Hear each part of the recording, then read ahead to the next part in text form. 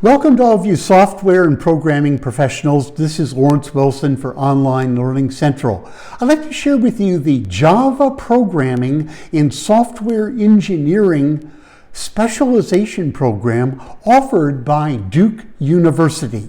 This particular training program has completed by over 73,000 software professionals just like yourselves around the world. This particular training program will help build your core skills in, but not limited to, JavaScript, HTML, Cascading Style Sheets, as well as Java programming.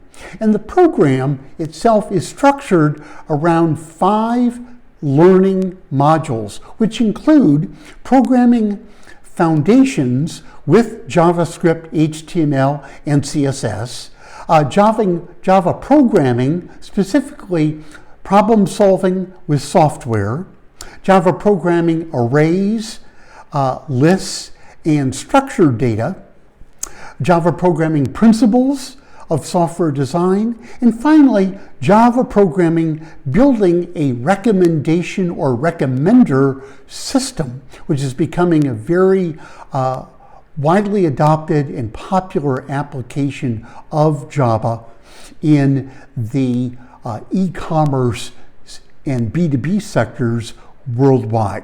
So I invite you to click on the link below our video.